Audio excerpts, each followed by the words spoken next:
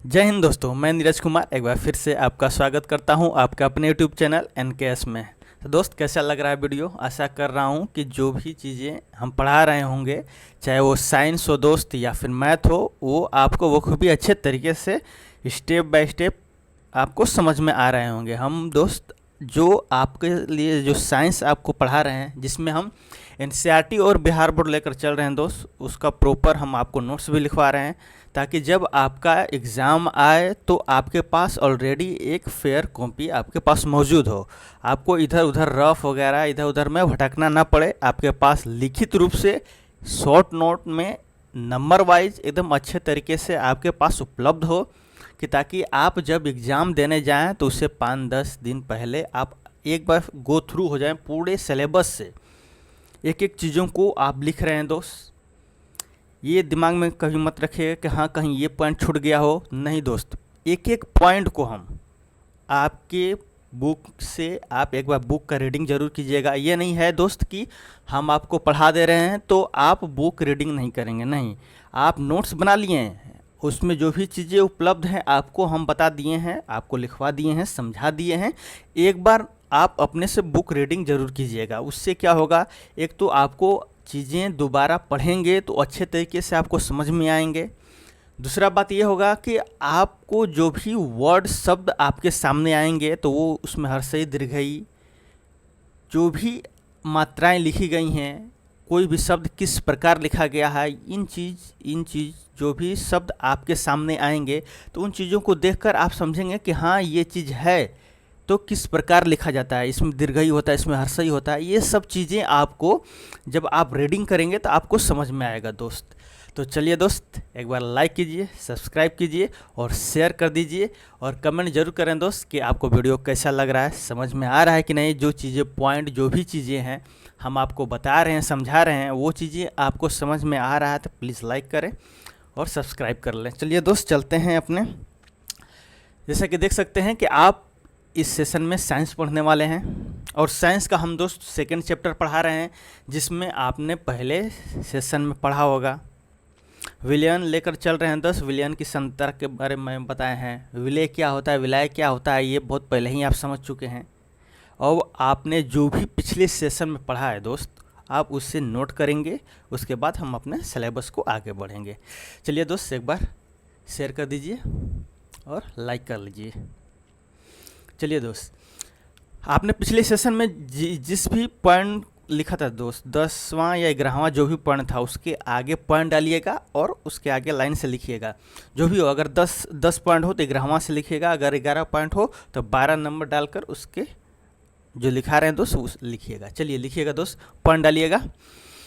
हमको पॉइंट याद नहीं है दोस्त, आप कॉपी में लिखे होंगे तो वो भी आपके पास पॉइंट होगा, तो उसमें अगला जो भी पॉइंट है, हम जब कभी भी आपको नोट्स लिखवाएंगे किसी भी चैप्टर का, किसी भी अध्याय का, तो उसमें आप नोट्स भी अपने अनुसार 1 2 3 4 कर लिया करेंगे। चलिए लिखेंगे दोस्त, पॉइंट डालेंगे और लिखेंगे विलयन का सांद्रता। विलयन का सांद्रता और ब्रैकेट में विलयन का सांद्रता, और ब्रैकेट में लिखेंगे कंसंट्रेशन ऑफ सॉल्यूशन। ब्रैकेट में लिखेंगे दोस्त concentration of solution, concentration of solution. English भी लिखते चलना है दोस्त। विलयन का सांद्रता और कंसंट्रेशन, कोष्ठ में लिखेंगे कंसंट्रेशन ऑफ सॉल्यूशन। ये क्या होते हैं, क्या चीज़ें हैं, एक एक चीज़ हमने आपको पिछले सेशन में समझा दिया। इसमें क्या करना है, सिर्फ हमको लिखना है, आपको बताना है क्या क्या लिखना है। चलिए लिखिएगा दोस्त, जल्दी से जल्दी लिखने का कोशिश करेंगे। लिखेंगे दोस्त, लिखेंगे दोस्त। अभी आपने जो पॉइंट डाला है दोस्त, उसके आगे इस प्रकार डालिए और लिखेंगे विलयन की सांद्रता। विलयन की सांद्रता का मतलब है, विलयन की सांद्रता का मतलब है विलयन में मौजूद, विलयन में मौजूद, विलयन में मौजूद तुलनात्मक, तुलनात्मक, आप इस प्रकार तुलनात्मक लिख सकते हैं दोस्त, देख सकते हैं तुलनात्मक, तुलनात्मक रूप में, तुलनात्मक रूप से, तुलनात्मक रूप से, तुलनात्मक रूप से मौजूद विलय, तुलनात्मक रूप से मौजूद विलय। मौजूद विलय। ये आपका एक लाइन में हो गया दोस्त। क्या हो गया? सांद्रता। किसी भी सॉल्यूशन का सांद्रता का जब आप कोई भी पूछेगा किसे कहते हैं, तो सिंपल बात है, किसी भी विलयन में तुलनात्मक रूप में मौजूद जो विलय होता है, तुलनात्मक रूप में मौजूद मतलब कि जो भी विलय है तुलनात्मक रूप में उससे कम हो सकता है या उससे अधिक हो सकता है, यही होता है सांद्रता। अब ये आपने लिखा दोस्त, क्या लिखा आपने? अब इस सांद्रता, विलयन की सांद्रता का बारे में लिखा। अब उसके जस्ट नीचे वाले लाइन में आएंगे, नीचे वाले लाइन में आएंगे दोस्त, और नीचे वाले लाइन में आएंगे दोस्त और बनाएंगे कुछ इस प्रकार। देखिएगा, इस प्रकार बनाएंगे, विलयन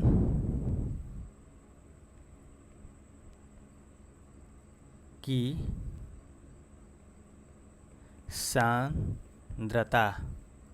ध्यान समझिएगा दोस्तों, अभी हमने आपको विलयन की सांद्रता पॉइंट देकर लिखवाया, उसके बारे में एक लाइन लिखवाया, उसके नीचे लाइन में लिखिएगा विलयन की सांद्रता और ये मैप बनाइएगा। ये जो मैप हम बना रहे हैं ये बनेगा विलयन की सांद्रता और लिखिएगा तनु विलयन, तनु विलयन, इस प्रकार लिखेंगे दोस्त। और दूसरा लिखेंगे सांद्रित, सांद्रित विलयन लिखेंगे दोस्त। आपने जो भी लिखा उसके जस्ट नीचे लाइन में ये आप मैप बनाना है, आपको ये मैप बनाना है। लिखेंगे विलयन की सांद्रता, विलयन की सांद्रता में आप इससे मैप बनाएंगे। फर्स्ट में लिखेंगे विलयन, तनु विलयन, और दूसरे में लिखेंगे सांद्रित विलयन। यानी कि आपको दो चीज़ें पढ़ना है जो आपके टेबल के रूप में लिखवा दिए हैं। चलिए दोस्त, ये आप टेबल बना लेंगे, एक बार देख लेंगे, एक बार अपने कॉपी में जल्द से जल्द इसको बनाएंगे दोस्त। विलयन की सांद्रता और इस प्रकार बनाकर लिखेंगे, एक तरफ तनु विलयन, एक तरफ लिखेंगे सांद्रित विलयन। थोड़ा दूर दूर लिखेंगे दोस्त, थोड़ा दूर दूर लिखेंगे, क्योंकि इनके नीचे हम कुछ चीज़ें लिखने वाले हैं। चलिए दोस्त, अब तनु विलयन के नीचे लिखिएगा, ध्यान से रखिएगा। अगर आपका कॉपी है तो आपके कॉपी में थोड़ा दूरी पर इसको बना लीजिएगा और इसको बना लीजिएगा, और एरो दीजिए, तनु विलयन के नीचे एरो दीजिए और लिखेंगे दोस्त, लिखेंगे दोस्त, विलयन में कम मात्रा में मौजूद विलय को, विलयन में कम मात्रा में मौजूद विलय को, कम मात्रा में मौजूद विलय, कम मात्रा में मौजूद विलय को हम तनु विलयन कहते हैं, हम तनु विलयन कहते हैं, हम तनु विलयन। अभी ध्यान रखिएगा, आप इसके नीचे लिख रहे हैं दोस्त, इसके नीचे, इस पॉइंट के नीचे लिख रहे हैं तनु विलयन कहते हैं। जैसे जैसे जैसे जल में कम मात्रा में नमक, जल में कम मात्रा में नमक। अब आएंगे दोस्त सांद्रित विलयन में, किसमें? सांद्रित विलयन में। सांद्रित विलयन के नीचे एरो दीजिएगा इस प्रकार और लिखेंगे दोस्त, विलयन में अधिक मात्रा में मौजूद विलय को, विलयन में अधिक मात्रा में मौजूद विलय को सांद्रित विलयन कहते हैं, सांद्रित विलयन कहते हैं। जैसे लिखेंगे दोस्त, जैसे लिखेंगे जल में मौजूद अधिक मात्रा में नमक, जल में मौजूद अधिक मात्रा में नमक। ये आपने तैयार कर लिया दोस्त। क्या आपने अभी जो एक पॉइंट लिखा, कंसर्न क्या लिखा आपने? सांद्रण विलयन का सांद्रण लिखा पॉइंट, उसके बारे में लिखा, और उसके नीचे आपने दो उसका लिखा तनु विलयन, क्या लिखा? तनु विलयन और सांद्रित विलयन, ये आपने लिखा दोस्त। यही चीज़ है जो अभी हमने आपको लिखवाया, ये वही चीज़ें हैं। चलिएगा दोस्त, अब ध्यान समझिएगा दोस्त, अभी हमने ये सब चीज़ें आपको समझा रखा है, बस हम आपको लिखवा रहे हैं, समझिएगा। अब नेक्स्ट पॉइंट में आइएगा। अभी पहला जो पॉइंट है आपने लिखा, अब उसके आगे पॉइंट डालिएगा। 12 है, 11 है, 13 है, 14 है, जितना भी है दोस्त उसके आगे पॉइंट आप डालते जाइएगा। जब हम पॉइंट डालने के बाद करेंगे तो यानी कि आप नंबरिंग डालेंगे, ताकि आपको समझ में आ जाए कि हाँ हमको इस चैप्टर में लगभग इतने पॉइंट हैं और इनको इतने समय में हमको रिवीजन कर लेना है, ये आपके दिमाग में पहले से बैठा रहे। तो आगे लिखेंगे दोस्त, नंबर डालेंगे और लिखेंगे दोस्त, विलय की मात्रा के अनुसार, विलय के, ध्यान से लिखिएगा दोस्त, विलय के मात्रा के अनुसार विलयन में, विलय की मात्रा के अनुसार, नेक्स्ट पॉइंट में लिख रहे हैं दोस्त, विलय की मात्रा के अनुसार विलयन में विलयन में विलयन में विलयन में निम्न प्रकार के विलयन होते हैं। निम्न प्रकार के विलयन होते हैं, यानी कि विलय की मात्रा कितनी होनी चाहिए, कितनी अधिक होनी चाहिए, कितनी कम होनी चाहिए, इस आधार पे विलयन के दो प्रकार होते हैं दोस्त, असंतृप्त विलयन और संतृप्त विलयन। तो अभी आपने लिखा कि विलयन की मात्रा के अनुसार विलय में मौजूद आपने जो भी लिखा दोस्त अभी, मौजूद निम्न प्रकार के विलयन होते हैं। निम्न प्रकार के विलयन होते हैं। अब लिखेंगे दोस्त, लिखेंगे पहला लिखेंगे संतृप्त विलयन। लिखेंगे दोस्त पहला संतृप्त विलयन पहला लिखकर अभी उसी पॉइंट में चल रहे हैं दोस्त।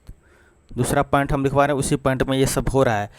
लिखेंगे पहला पॉइंट संतृप्त विलयन, इंग्लिश में लिखेंगे, ब्रैकेट में कर लिखेंगे सैचुरेटेड सॉल्यूशन। इंग्लिश जरूर लिखेंगे दोस्त। संतृप्त विलयन लिखकर ब्रैकेट में लिखेंगे सैचुरेटेड,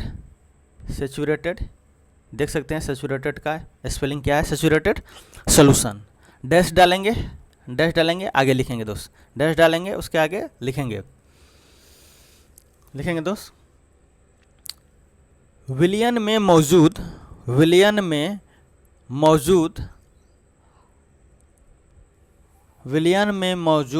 अधिकतम विलय की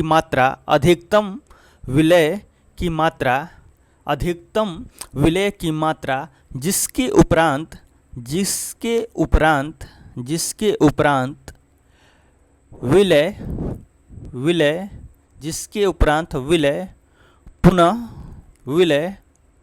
विलय को पुनः हम घोलित लिखेंगे दोस्त इस प्रकार, पुनः हम घोलित नहीं कर सकते हैं, पुनः हम घोलित नहीं कर सकते हैं, उसे हम संतृप्त विलयन कहते हैं। यानी कि विलय का, किसी भी विलयन में विलय का वो अधिकतम रूप उसमें घुल चुका है दोस्त, कि अगर उसको हम पुनः और मिलाना चाहेंगे, घुलाना चाहेंगे तो वो घुलता नहीं है। और जब घुलेगा नहीं तो उसे हम क्या कहेंगे, संतृप्त विलयन। क्या कहेंगे दोस्त, संतृप्त विलयन। अब आइए सेकंड पॉइंट लिखिएगा दोस्त, असंतृप्त विलयन लिखेंगे सेकंड पॉइंट दोस्त, असंतृप्त विलयन, और इंग्लिश में कोष्ठ में लिख लेंगे अनसैचुरेटेड सॉल्यूशन। अनसैचुरेटेड कोष्ठ में कर इंग्लिश जरूर लिखेंगे दोस्त, अनसैचुरेटेड सॉल्यूशन। डैश डालेंगे दोस्त, लिखेंगे डैश डालेंगे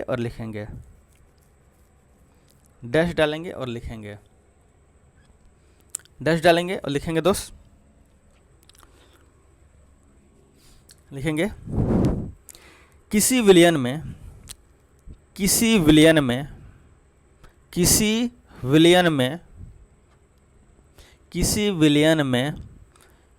संतृप्त विलयन की तुलना में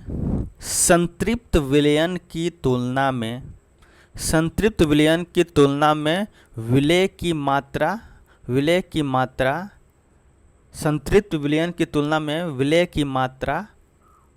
कम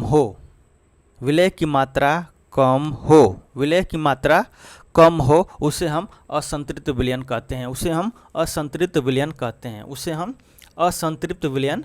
हैं। आपने अभी क्या लिखा दोस्त, आपने अभी जो पॉइंट लिखा वो पॉइंट क्या था कि किसी भी सॉल्यूशन या किसी भी विलयन में विलय की मात्रा के आधार पर विलयन दो तरह के होते हैं। किसकी मात्रा के आधार पर, समझिएगा, विलयन में विलय की मात्रा के आधार पर दो विलयन होते हैं, एक संतृप्त विलयन और एक असंतृप्त विलयन। आपने दोनों लिख लिया। अब आइए उसके जस्ट नीचे पॉइंट में लिखिएगा दोस्त, नीचे पॉइंट में लिखेंगे, नीचे लाइन में जो भी है लिखेंगे दोस्त नोट, और ऐसे लिखेंगे। आपने दो पॉइंट लिखा, संतृप्त विलयन और असंतृप्त विलयन, उसके नीचे वाले पॉइंट में आएंगे और लिखेंगे नोट। ये जो नोट लिख रहे हैं ना दोस्त, ये संतृप्त और असंतृप्त दोनों के लिए है। किसके लिए? दोनों के लिए है। इसलिए नोट नीचे लिखा रहे हैं ताकि दोनों चीज़ें कवर हो जाएं एक साथ। नोट लिखेंगे दोस्त, नोट लिखेंगे और इसके आगे लिखेंगे दोस्त संतृप्त विलयन और असंतृप्त विलयन, संतृप्त विलयन और असंतृप्त विलयन में विलय की मात्रा की बात, संतृप्त विलयन और असंतृप्त विलयन में विलय की मात्रा की बात, विलय की मात्रा की बात किसी विशेष तापमान पर की जाती है। किसी विशेष तापमान पर की जाती है। किसी विशेष तापमान पर की जाती है। आपने नोट क्लियर कर लिया दोस्त। हमने आपको संतृप्त विलयन और असंतृप्त विलयन बताया और नोट में ये लिखा दिया, ये इंगित करने के लिए एक अलग से पॉइंट दे दिया दोस्त, ताकि आप जब रिवीजन करें तो आपको समझ में आ जाए कि हाँ संतृप्त विलयन और असंतृप्त विलयन किसी एक विशेष तापमान पर होता है। यानी तापमान आप चेंज करेंगे तो इनकी विलय की मात्रा भी चेंज हो जाएगी, जैसा कि हमने आपको पिछले सेशन में समझाया है। चलिए दोस्त नेक्स्ट पॉइंट डालेंगे। ये आपका आपने जो लिखा ये दूसरा पॉइंट था, तीसरा पॉइंट डालेंगे। यानी इसके आगे जो भी आप पॉइंटिंग कर रहे हैं 11, 12, 13, 14 जो भी हो, हम पॉइंट डालेंगे दोस्त, सिर्फ बोलेंगे और आप अपने अकॉर्डिंग डाल लीजिएगा। पॉइंट डालेंगे और लिखेंगे घुलनशीलता और इंग्लिश में लिखेंगे सोल्युबिलिटी। इंग्लिश पे जरूर लिखेंगे दोस्त, कोष्ट में करेंगे और लिखेंगे सोल्युबिलिटी और इसके आगे ऐसे डालेंगे और लिखेंगे दोस्त किसी भी विलयन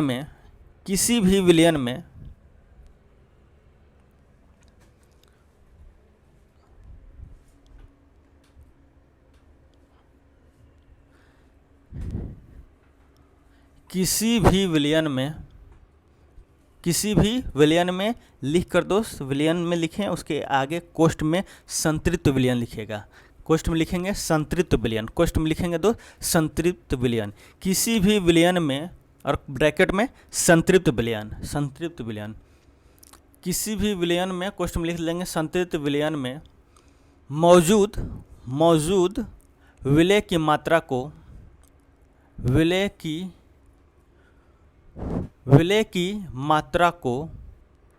किसी विशेष तापमान पर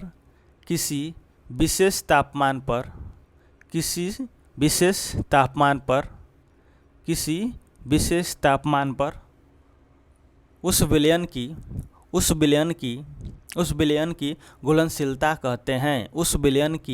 घुलनशीलता कहते हैं। यानी मतलब कि किसी भी तापमान पे कोई संतृप्त विलयन है, उसमें जो भी मात्रा में विलय मिला हुआ है उससे हम क्या कहेंगे? सोल्युबिलिटी कहेंगे। क्या कहेंगे दोस्त? सोल्युबिलिटी कहेंगे या फिर घुलनशीलता। ये आपका अगला नोट्स तैयार हो गया। चलिए दोस्त अब अपना अगला नोट डालिए, पॉइंट डालिए, अगला पॉइंट डालिए और लिखेंगे। अगला पॉइंट डालिए, लिखेंगे दोस्त। अगला पॉइंट डालिए, लिखेंगे दोस्त।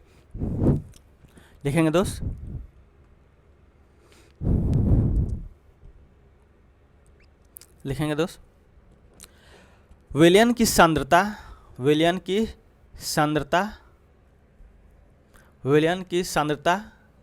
कैसे ज्ञात करें? ये पॉइंट है दोस्त, जो भी पॉइंट है उसके आगे लिखिएगा। इस पॉइंट में लिखेंगे विलयन की सांद्रता कैसे ज्ञात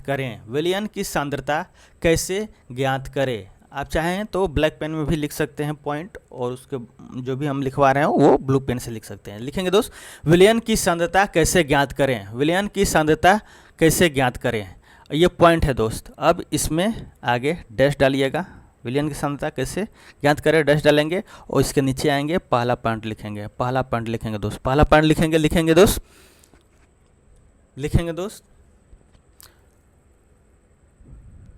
किसी विलयन की सांद्रता निकालने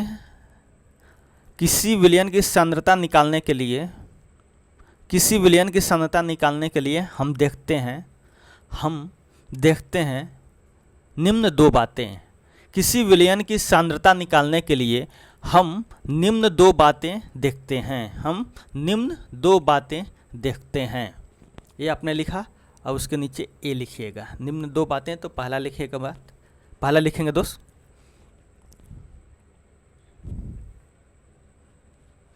विलायक की मात्रा, विलायक की मात्रा, विलायक की मात्रा कोष्ठ में लिखेंगे द्रव्यमान अथवा आयतन। यानी कि विलायक द्रव्यमान में भी हो सकता है और आयतन में भी हो सकता है। द्रव्यमान मतलब केजी और आयतन मतलब लीटर में, मिलीलीटर, लीटर, ऐसे। विलायक की मात्रा कोष्ठ में लिखेंगे द्रव्यमान अथवा आयतन में घुलित विलय की पदार्थ, में घुलित विलय के पदार्थ, में घुलित विलय की पदार्थ। दूसरा पॉइंट लिखेंगे दोस्त, ये पहला पॉइंट हुआ। दूसरा पॉइंट लिखेंगे बी, लिखेंगे बी, लिखेंगे दोस्त बी, लिखेंगे विलयन की मात्रा में, विलयन की मात्रा में, विलयन की मात्रा में, विलयन की मात्रा में मौजूद विलय की मात्रा, विलयन की मात्रा में मौजूद विलय की मात्रा। ये आपका दो पॉइंट हो गया। यानी जो पॉइंट आप लिखे हैं दोस्त, विलायक किसी भी विलयन की सांद्रता निकालने के लिए हम दो पॉइंट देखते हैं। पहला पॉइंट में आपने लिखा, क्या लिखा, विलायक जो द्रव्यमान या आयतन किसी में हो सकता है। विलायक में पहला ये देखेंगे, कोई भी पूछ देगा आपसे, मतलब कोई भी पूछ दिया आपसे किसी भी विलयन की सांद्रता आप कैसे निकालेंगे, तब बोलेंगे, क्या बोलेंगे दोस्त, सर दो तरीके से। पहला तरीका ये देखेंगे दोस्त, क्या कि विलायक में कितना विलय मिला हुआ है। विलायक में समझिएगा, पहला पॉइंट आपने लिखा जो ए में लिखा है, विलायक में कितना विलय मिला हुआ है। बी उसमें लिखे हैं आप दोस्त कि विलयन में कितना विलय मिला हुआ है। यानी कि विलय कॉमन रहेगा, विलय कॉमन रहेगा। विलायक में भी कितना मिला है, इससे आप सांद्रता निकाल सकते हैं, या विलयन में कितना विलय मिला, इससे। ये दो पॉइंट से आप किसी भी विलयन या सॉल्यूशन की सांद्रता आप निकाल सकते हैं। ये रहा आपका ये पॉइंट, और ये आप लिख लेंगे दोस्त, ये आप लिख लेंगे। ये वही चीज़ें हैं दोस्त। उसके नीचे जो आपने ए बी लिखा, उसके जस्ट नीचे बॉक्स में कर विलयन की सांद्रता लिख सकते हैं बराबर, विलयन की सांद्रता बराबर लिख सकते हैं विलय की मात्रा बटा में विलयन की मात्रा, और दूसरा और कर नीचे उसके जस्ट लिख सकते हैं विलय की मात्रा और विलय की मात्रा। जल्दी लिखेंगे दोस्त, जल्दी लिखेंगे। अभी जो आपने लिखा पॉइंट, उसके ए बी लिखा, उसके जस्ट नीचे बॉक्स ये लिखकर उसको बॉक्स में बना दीजिएगा। विलयन की सांद्रता लिखेंगे विलय की मात्रा बटा में विलयन की मात्रा, विलय की मात्रा बटा में विलयन की मात्रा, या विलय की मात्रा बटा में विलायक की मात्रा। ये आपका तैयार हो गया दोस्त। चलिए दोस्त, अब नेक्स्ट पॉइंट डालेंगे, जो भी पॉइंट हो, 15 16 जो भी हो आप डालेंगे। नेक्स्ट पॉइंट डालेंगे और लिखेंगे दोस्त, हम विलयन की सांद्रता निकालने के लिए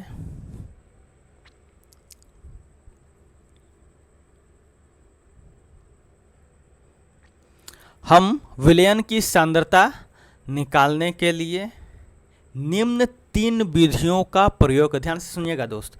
आपके हिंदी वाले में दो विधि सिर्फ दिया है, इंग्लिश वाला जो बुक है उसमें 3 विधि दिया है। तो हम मैक्सिमम जो लेकर चल रहे हैं, चाहे वो हिंदी हो या इंग्लिश हो, बिहार बोर्ड हो या आपका एनसीईआरटी हो, जिसमें जितना मैक्सिमम अधिक से अधिक ज्ञान होगा वो हम आपको देने का कोशिश करेंगे। तो हम इंग्लिश वाला में 3 विधि है, तो हम आपको तीनों विधि बता दे रहे हैं। हालांकि हिंदी में 2 ही विधि है, लेकिन हम आपको तीनों विधि बता रहे हैं। लिखेंगे दोस्त, हम विलयन की सांद्रता निकालने के लिए निम्न 3 सूत्रों का प्रयोग करते हैं। निम्न 3 सूत्रों का या फिर विधि का प्रयोग करते हैं। निम्न 3 सूत्रों का प्रयोग करते हैं। निम्न 3 सूत्रों का प्रयोग करते हैं। लिखेंगे दोस्त, पहला लिखेंगे दोस्त,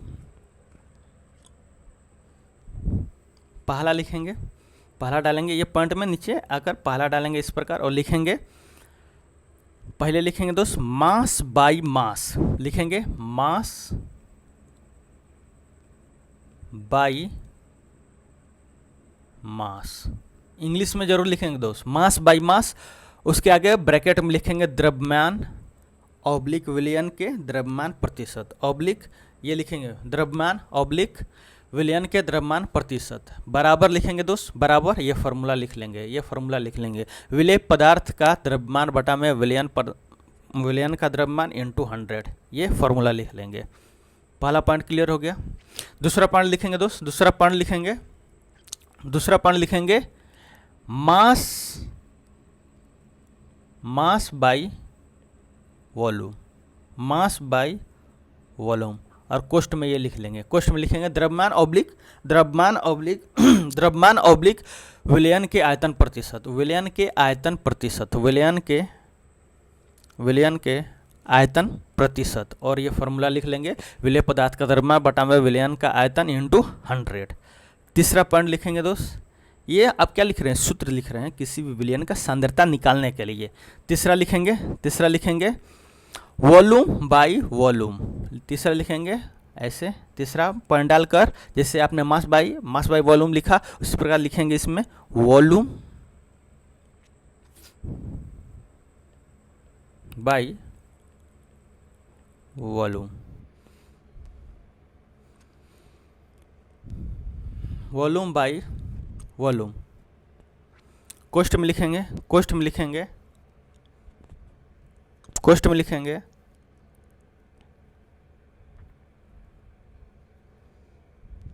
आयतन विलेय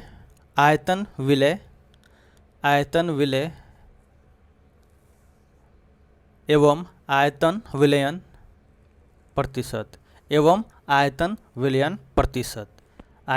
विलयन प्रतिशत, आपने ब्रैकेट में लिखा। अब जैसे पिछले आपने लिखा फार्मूला उसी प्रकार बराबर करके लिखिएगा, बराबर करके ये फार्मूला लिखिएगा। हिंदी में लिखेंगे दोस्त, जिनको इंग्लिश में लिखना वो लिख लेंगे, हिंदी में लिखेंगे विलेय का आयतन बटा में विलयन का आयतन, विलेय का आयतन बटा में विलयन का आयतन इंटू 100। और आपने ये क्वेश्चन तो आपने लगा लिया है। यहाँ तक आपका नोट्स क्लियर अच्छे तरीके से पॉइंट वाइज हो गया दोस्त, कोई कहीं समस्या नहीं, कोई भी ऐसा पॉइंट नहीं है, न एग्जाम्पल है, न उदाहरण है जो हम आपको न समझाए हो, न बताए हो, न पॉइंट लिखाए हो, सभी चीज़ें आपको समझा दिया और लिखा दिया। आइए चलिए चलते हैं अपने जल्द से अगले सेशन में और समझते हैं, चलेंगे दोस्त। एक बार फिर से आपका स्वागत है दोस्त। अगर आपको समझ में आ रहा है तो प्लीज़ लाइक करें, सब्सक्राइब करें और शेयर ज़रूर करें दोस्त।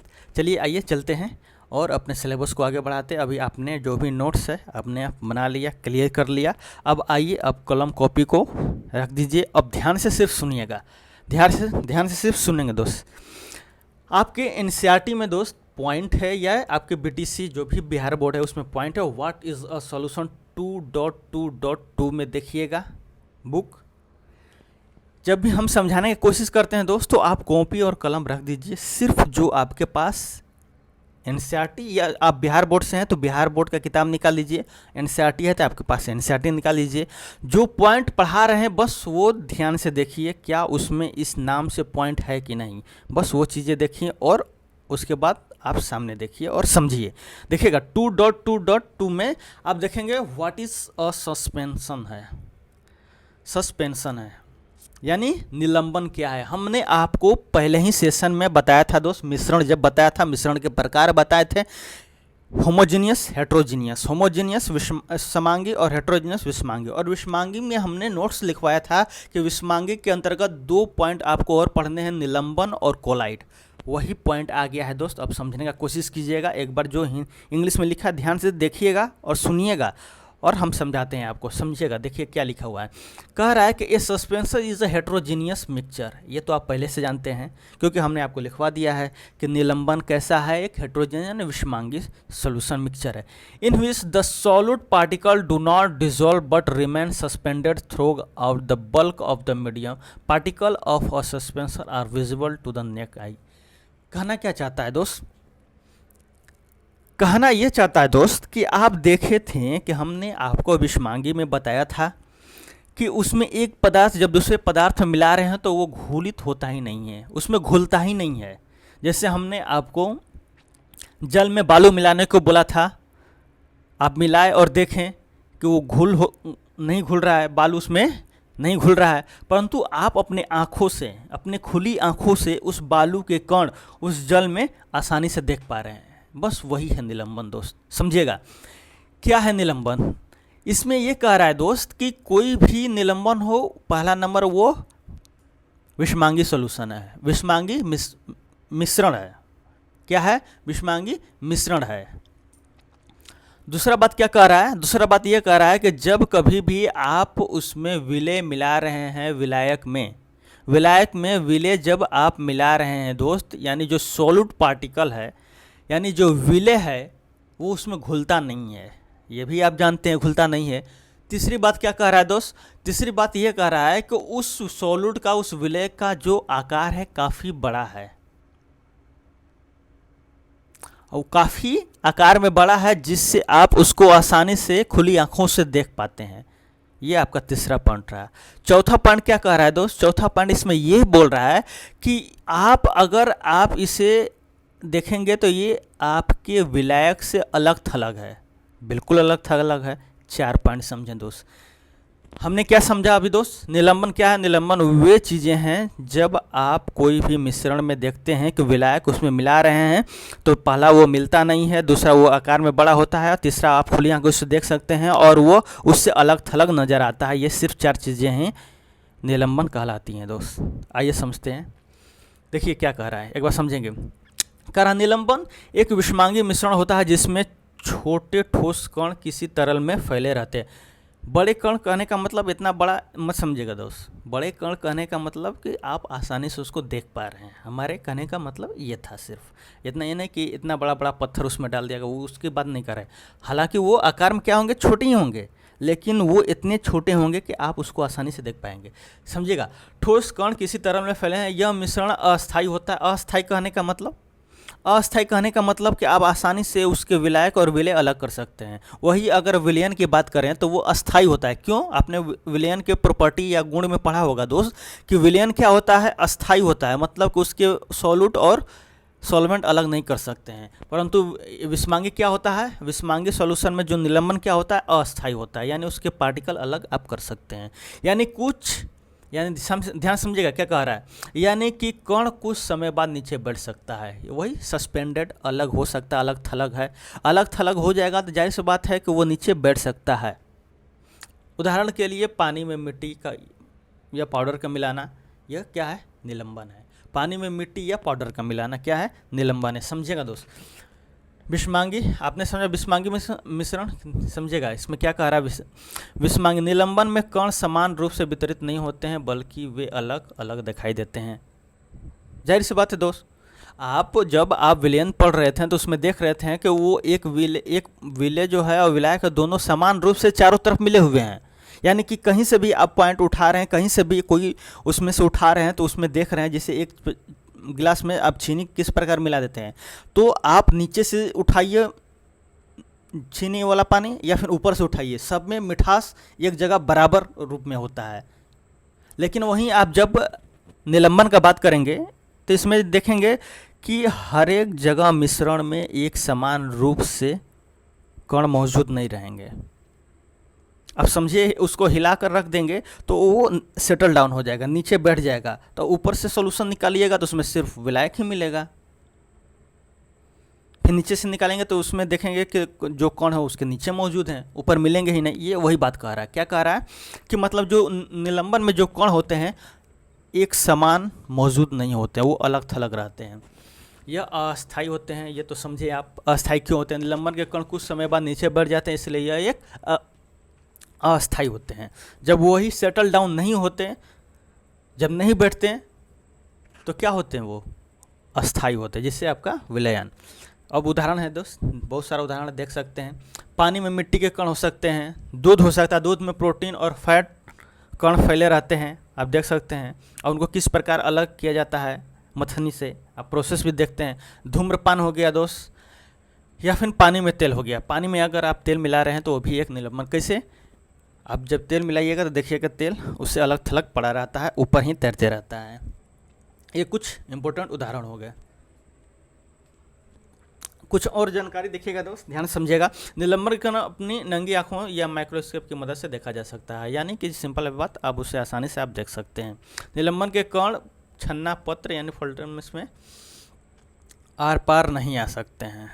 आप जब दोस्त जल चीनी का मिश्रण जो तैयार किया था आप छान रहे थे तो वो आर पार आ जा रहे थे, लेकिन अब वहीं पर निलंबन आप लीजिएगा, अगर उसको आप छानना चाहेंगे तो उसका जो मिश्रण है वो आर पार नहीं आएगा। ये हो गया निलंबन। क्या हो गया दोस्त? निलंबन। आइए कुछ प्रॉपर्टी है दोस्त निलंबन की, जैसे आपने विलयन की प्रॉपर्टी पढ़ा, गुणधर्म पढ़े, गुण पढ़े, उसी तरह आपका सस्पेंस ये इंग्लिश में है, आप इंग्लिश में देखना चाहते हैं तो इंग्लिश में देख सकते हैं दोस्त। आइए हम आपको समझाते हैं हिंदी में, समझिएगा दोस्त। निलंबन के गुणधर्म, निलंबन के गुणधर्म यानी कि निलंबन जो भी सस्पेंशन है उसकी प्रॉपर्टी, किसकी प्रॉपर्टी? सस्पेंशन की। आइए पढ़ते हैं और समझते हैं। पहला पॉइंट क्या है दिया हुआ है दोस्त, समझिएगा। यह एक विषमांगी मिश्रण है, जाहिर सी बात है, और आप पहले से ही जानते हैं कि यह कैसा है, कि विषमांगी है। दूसरा पॉइंट, ये कण आंखों से, मतलब इनके कण आंखों से आप देख सकते हैं, ये भी आप जानते हैं और समझते हैं। तीसरा पॉइंट, ये निलंबित कण, समझिएगा दोस्त, ये इंपॉर्टेंट पॉइंट है। ये निलंबित कण प्रकाश की किरण को फैला देते हैं जिससे उनका मार्ग दृष्टिगोचर हो जाता है। मतलब कि इनके कण अब साइज में, आकार में दोस्त थोड़े बड़े हो गए हैं सॉल्यूशन के अपेक्षा। इस वजह से यह अब प्रकाश का मार्ग प्रदर्शित यानी दृष्टिगोचर इनका, जब आप कोई भी अगर सस्पेंशन ले रहे हैं, समझिएगा दोस्त। आप एक ग्लास लिए हैं, उसमें निलंबन वाला मतलब मिश्रण है। निलंबन वाला क्या है? मिश्रण है। अगर आपको साबित करना है कि हाँ यह निलंबन वाला मिश्रण है, तो पहला प्रोसेस ये है कि अगर वो कण आपके आंखों से दिख रहे हैं तो हेड्रोजीनियस कह सकते हैं, यानी विषमांगी कह सकते हैं। आंखों से दिख रहे हैं उससे भी आप निलंबन के गुणधर्म में जोड़ सकते हैं। और सबसे बड़ी बात, जब आप उसमें लाइट जला रहे हैं दोस्त, उस जो भी मिश्रण है, जब उसके समक्ष लाइट जला रहे हैं तो आप देखेंगे कि उसका जो किरण, जो प्रकाश जा रहा है, वो आसानी से उसका मार्ग दिख रहा है। उसका मार्ग जो जाने का है प्रकाश का, वो आसानी से दिख रहा है। उस वजह से उसको आप निलंबन कह सकते हैं। ध्यान समझिएगा। निलंबित कण प्रकाश की किरण को फैला देते हैं जिसके उसका मार्ग क्या हो जाता है? दृष्टिगोचर हो जाता है। दृष्टिगोचर मतलब दिखने लगता है। नेक्स्ट पॉइंट समझिएगा। जब इसे शांत छोड़ देते हैं तब यह कण नीचे की ओर बढ़ जाता है, यानी निलंबन। इससे क्या साबित होता है? निलंबन क्या होता है? अस्थायी होता है। सॉल्यूशन यानी जो विलयन होता है वो अस्थायी क्यों होता है? कोई भी पूछे कि कोई भी विलयन है वो अस्थायी क्यों होता है, तो क्यों होता है? आप क्या रीज़न बताएंगे? रीज़न यह बताएंगे कि जब उसको हम उस मिश्रण को हिलाकर छोड़ देते हैं तो उसके जो कण हैं वो नीचे नहीं बैठते हैं। इस वजह से विलयन क्या है? अस्थायी मिश्रण है। परंतु वहीं निलंबन का जब बात आएगा दोस्त, तो उस मिश्रण को जब हम हिलाकर छोड़ देते हैं तो उसके जो कण हैं सेटल डाउन होते हैं, यानी नीचे बैठ जाते हैं, जिसे हम कह सकते हैं कि यह एक अस्थायी मिश्रण है। क्या है दोस्त? एक अस्थायी मिश्रण होता है। छानन विधि द्वारा इसे कणों को पृथक किया जा सकता है, जो कि विलयन में नहीं किया जा सकता था। अब आगे समझिएगा दोस्त क्या कह रहा है, समझिएगा। कह रहा है जब सभी कण नीचे बैठ जाते हैं तो निलंबन समाप्त हो जाता है तथा विलयन में प्रकाश की किरण का प्रकीर्णन रुक जाता है। समझिएगा दोस्त क्या कह रहा है, यानी कि उस माध्यम में जब तक वो कण मौजूद है जो अपेक्षाकृत बड़े आकार में है, वो जब तक मौजूद है उस मिश्रण में, तभी तक वो प्रकाश के मार्ग को दिखा पा रहा है। समझिएगा। अगर आप जब हिलाकर दोस्त उसके कण जब देखते हैं नीचे बैठ जाते हैं, सेटल डाउन हो जाते हैं, तो उस समय जब आप लाइट का प्रयोग कर प्रकाश पद्धति उसका मार्ग देखना चाहेंगे तो वो नहीं दिखाई देगा। क्यों? क्योंकि उसके कण जो हैं नीचे बैठ चुके हैं। और जब नीचे बैठ चुके हैं दोस्त कण जो आकार में बड़े हैं, जो आकार में दोस्त क्या हैं? बड़े हैं, जो आंखों से हम देख सकते हैं या सूक्ष्मदर्शी से भी देखा जा सकता है, तो वही तो प्रकाश का रिफ्लेक्शन यानी कि परावर्तन करते थे। और जब उन्हीं के कारण तो प्रकाश, जब आप टॉर्च डालते थे तो उनका प्रकाश जो जाता था दोस्त, तो उसका रास्ता प्रकाश का दिखाई देता था। जब वही नहीं होंगे तो क्या प्रकाश का मार्ग दिखाई देगा? नहीं। यानी कि जब तक वो सॉल्यूशन में रहेंगे, पूरे चारों तरफ मौजूद रहेंगे, तभी तक प्रकाश प्रदर्शित होगा। लेकिन जैसे ही उनके कण बैठ जाएंगे, सेटल डाउन हो जाएंगे, उनका प्रकीर्णन रुक जाएगा। क्या हो जाएगा? तो उनका प्रकीर्णन क्या हो जाएगा? रुक जाएगा। ये आपका निलंबन का कुछ गुणधर्म था। आइए जल्दी से जल्दी समझते हैं दोस्त। 2.2.3 what is a colloid solution, मतलब कोलाइड विले क्या है समझते हैं। समझिएगा दोस्त, ये इंग्लिश में है, समझिएगा दोस्त क्या है। देखिए क्या कह रहा है, क्या कह रहा है, पहले यहाँ से देखेंगे, ध्यान से समझेंगे दोस्त। कह रहा है कोलाइड या कलील, इसे कलील भी एक नाम दे दिया जाता है, एक ऐसा मिश्रण होता है जिसमें एक पदार्थ के सूक्ष्म कण दूसरे पदार्थ में फैले होते हैं। इन कणों का आकार लगभग 1 नैनोमीटर से 1000 नैनोमीटर के बीच होता है। कोलाइड को विषमांगी मिश्रण भी कहा जाता है। समझिएगा दोस्त।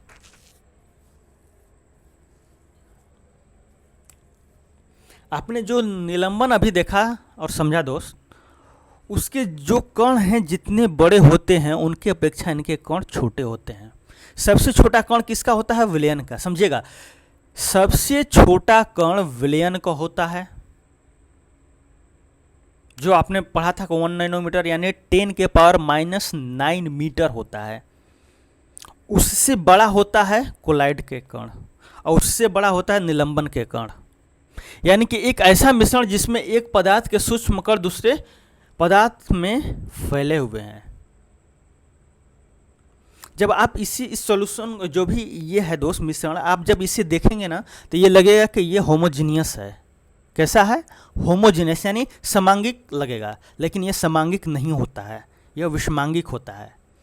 ये होता है विषमांगिक, लेकिन इसे आप देखेंगे ना तो लगेगा कि हाँ एक समांगिक मिश्रण है। कैसा मिश्रण है? एक समांगिक मिश्रण है, लेकिन यह होता कैसा है? विषमांगिक मिश्रण।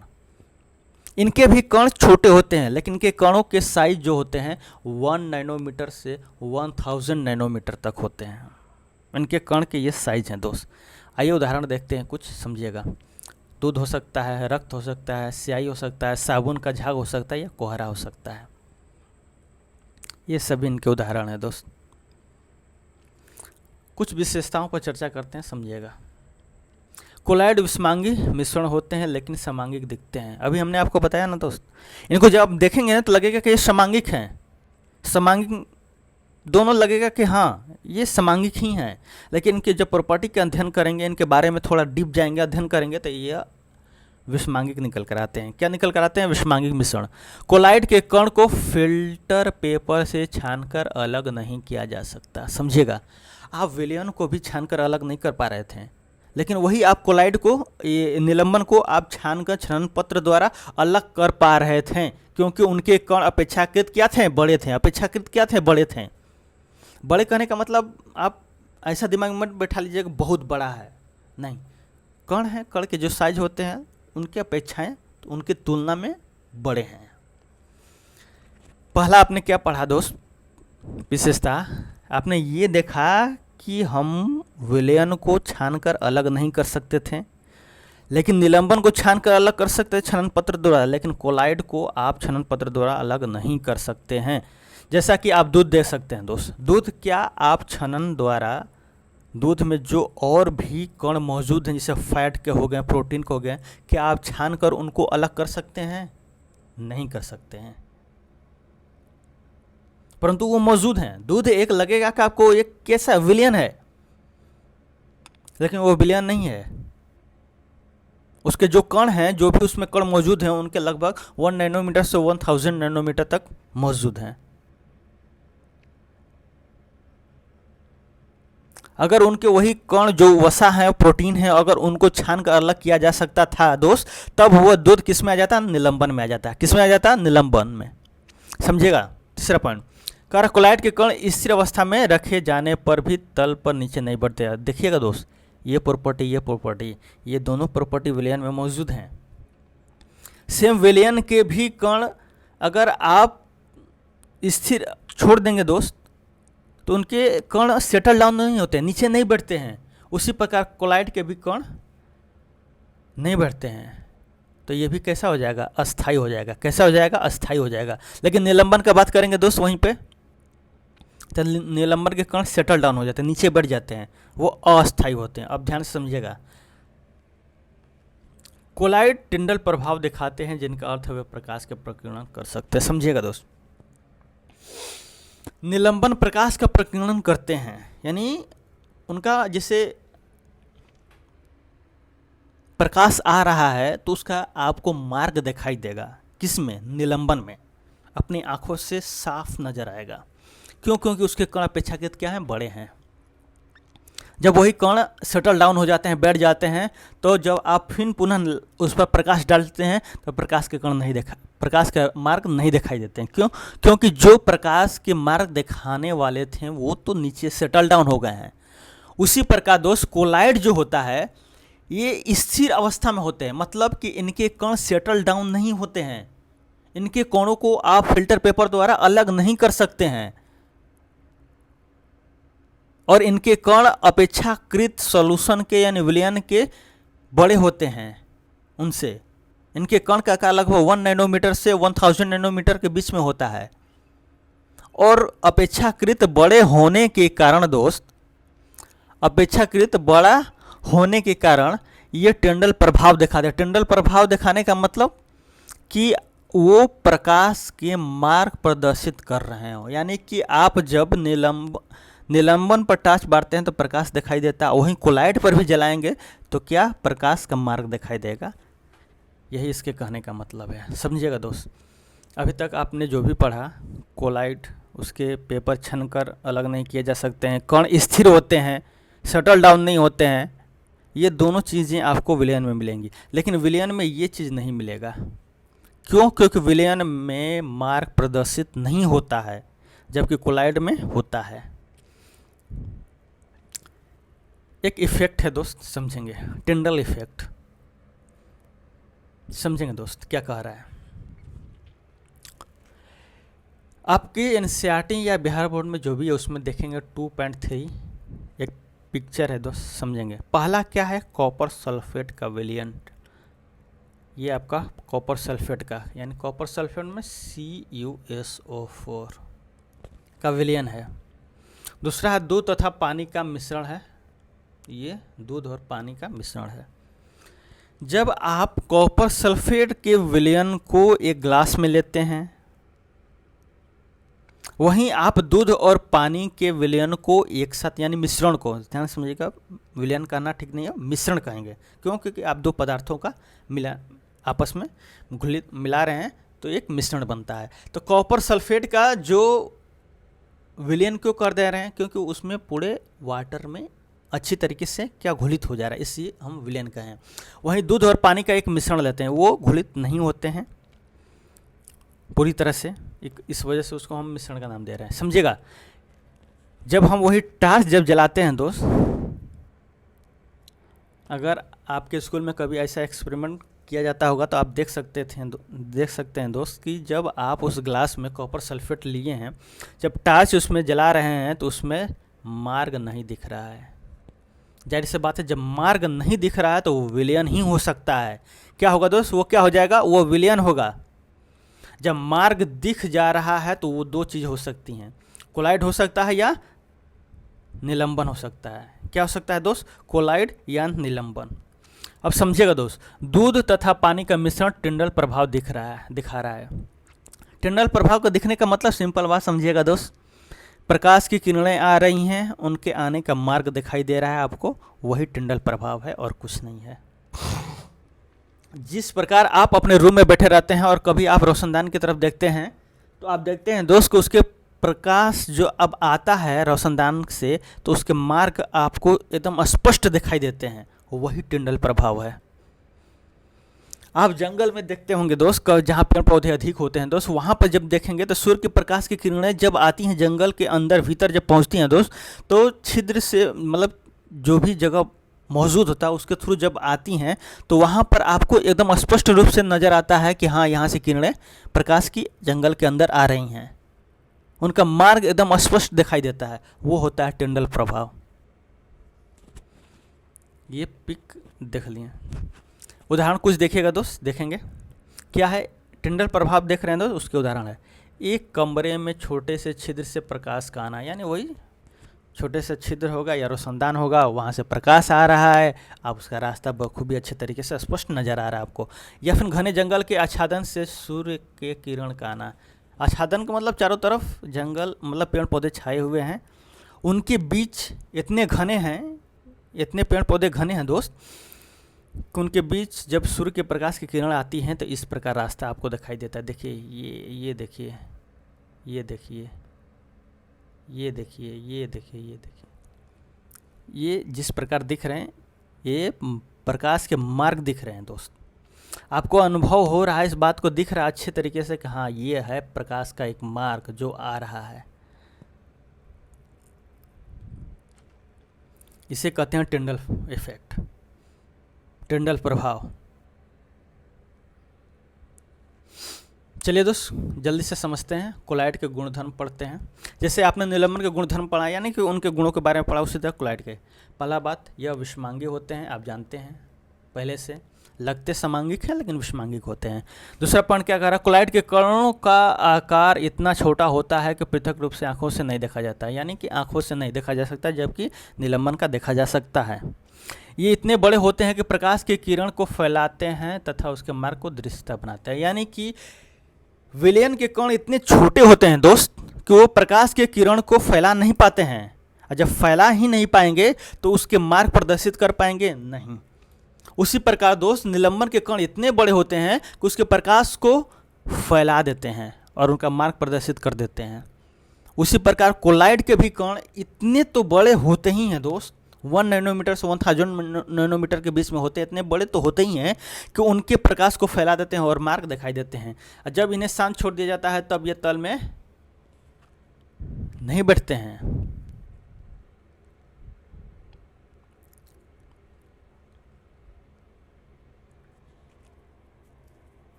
ध्यान समझेगा, जब इनको शांत छोड़ दिया जाता है तब ये कण तल पर बैठते हैं, अर्थात ये अस्थाई होते हैं। यहाँ पर कुछ मिस्टेक है लाइन में दोस्त, इनके कण नहीं बैठते हैं, जब नहीं बैठेंगे तभी तो अस्थाई कहलाएंगे दोस्त। जब बैठ जाएंगे इनके कण तो अस्थाई कहाँ से कहलाएंगे। निलंबन के कण बैठ जाते हैं जिनके कारण उनके मिश्रण को अस्थाई नाम दिया जाता है। विलयन के कण नहीं बैठते हैं, इस वजह से उनको अस्थाई बोला जाता है। और कोलाइड के कण भी नीचे नहीं बैठते हैं जिनके कारण उनको अस्थाई बोला जाता है। ये छानन विधि द्वारा मिश्रण से पृथक नहीं किए जा सकते, किंतु एक विशेष विधि अपकेंद्रीकरण क्रिया पृथक किए जा सकते। समझिएगा दोस्त, जब यह सेटल डाउन हो जाते हैं कोलाइड के कण तो आसानी से छनन द्वारा ये अलग किए जा सकते थे, लेकिन इनके कण जो हैं सेटल डाउन होते ही नहीं है, नीचे बैठते ही नहीं है दोस्त। इस वजह से भी इनको छनन पत्र द्वारा इनके कणों को अलग नहीं किया जा सकता है, लेकिन इनको अपकेंद्रीकरण तकनीक द्वारा अलग किया जा सकता है। ये अपकेंद्रीकरण तकनीक क्या है समझिएगा दोस्त। अपकेंद्रण और अभिकेंद्रण दो चीज़ें होती हैं, ये थोड़ा समझाने की कोशिश करें, समझिएगा। ये जैसे सर्कल है, जब आप इस पे कोई भी गाड़ी तेज़ी से चला रहे हैं दोस्त, इस पे दो फोर्स लगते हैं गाड़ी पे, अभिकेंद्र सेंटर की तरफ यानी केंद्र की तरफ, और एक बल और लगता है बाहर की तरफ अपकेंद्र। क्या लगता है? अपकेंद्र। अपकेंद्र ये होता है अभिकेंद्र। क्या होता है? अभिकेंद्र। समझिएगा दोस्त, जब सर्कल पर कोई गाड़ी चल रही होती है तो वो उस सर्कल पर यानी उस गोले वाले रोड पर मौजूद तब तक रहती है जब तक आपका अभिकेंद्र और अपकेंद्र दोनों बराबर होते हैं। अगर कहीं आपका अभिकेंद्र बल अधिक हो जाएगा तो गाड़ी सर्कल से केंद्र यानी अंदर पलट जाएगी। यानी अंदर आ जाएगी। यानी गाड़ी इस प्रकार इस पर चल रही है तो अगर ये बल अधिक हो गया तो इधर आकर कोलैप्स हो जाएगी, यानी लड़ जाएगी। अगर वहीं अप केंद्र समझिएगा, अप केंद्र बाहर की तरफ, अगर ये ज़्यादा हो जाएगा तो गाड़ी इधर फेंका जाएगी। उसी प्रकार जब आप दूध में दोस्त समझिएगा, दूध में आप जब मथनी का प्रयोग करते हैं दोस्त, तो देखते हैं उससे कुछ मथनी से देखेंगे उस पर वसा वाले कण लगे रहते हैं, क्योंकि जब आप मथनी से उसे ऐसे जोर से स्पीड से आप बार बार सर्कल के रूप में गति मोशन करते हैं दोस्त, तो उसके जो वसा वाले कण होते हैं, उसके अंदर जो कण मौजूद होते हैं, उसको बल अप केंद्र की तरफ लगता है, यानी बाहर केंद्र की तरफ बाहर लगता है, और दूध से वो बाहर निकल जाते हैं। और जैसे ही दूध से बाहर निकलते हैं तो मथनी पर या फिर वो जब बाहर आ जाते हैं तो आप देखेंगे दूध पर तैरते रहते हैं। यानी कि इतना समझाने का मतलब क्या था? इतना समझाने का मतलब ये था दोस्त कि कोई भी कोलाइड हो उसको हम छनन द्वारा अलग नहीं कर सकते हैं। एक प्रोसेस होता है अपकेंद्रीकरण तकनीक, उस प्रोसेस के थ्रू ही हम अलग करते हैं। यानी कि अगर आपसे कोई पूछे कि दूध से घी या फिर कोई भी चीज़ें निकालते हैं आप, कैसे निकालते हैं, या मट्ठा से जो घी निकाला जाता है कैसे निकालते हैं, तो अपकेंद्रीकरण तकनीक द्वारा। अपकेंद्रीकरण तकनीक द्वारा। ये हो गया कोलाइड का गुणधर्म। चलिए दोस्त, मिलते हैं नेक्स्ट क्लास में, जहाँ पर हम आपको समझाएंगे कुछ कोलाइड्स हैं, इनके कुछ उदाहरण हैं, परिचित प्रवास क्या होता है, परिक्षेपण माध्यम क्या होता है, प्रकार क्या है, और ये सब उसके उदाहरण हैं, इन्हें समझाएंगे। और उसके बाद आप ये प्रश्नावली कर आएंगे दोस्त। हमने अभी तक आपको जो भी कराया समझाया सब उसके अंतर्गत आ जाएगा दोस्त। ये प्रश्नावली कर आएंगे और हमें ये पॉइंट समझना है। उसके बाद हम आपको नोट्स लिखवाएंगे और सिलेबस को आगे लेकर चलेंगे। तो आशा करता हूँ दोस्त आपको समझ में आ रहे होंगे। एक एक चीज़ें स्टेप बाय स्टेप बहुत स्लोली लेकर चल रहे हैं दोस्त, ताकि आपको समझ में आ जाए। तो चलिए दोस्त, मिलते हैं अपने नेक्स्ट क्लास में, जहाँ पर हम उनके कुछ कोलाइड के उदाहरण देखेंगे, समझेंगे। प्रश्नावली को आप पहले से घर पर कर आएंगे और मिलाएंगे क्या चीज़ें सही हैं क्या चीज़ गलत हैं, और सिलेबस को आगे बढ़ाएंगे। चलिए चलते हैं दोस्त, मिलते हैं नेक्स्ट क्लास में। तब तक मस्त रहिए, स्वस्थ रहिए और पढ़ते रहिए। मिलते हैं दोस्त नेक्स्ट क्लास में। Have a nice day, God bless you, जय हिंद।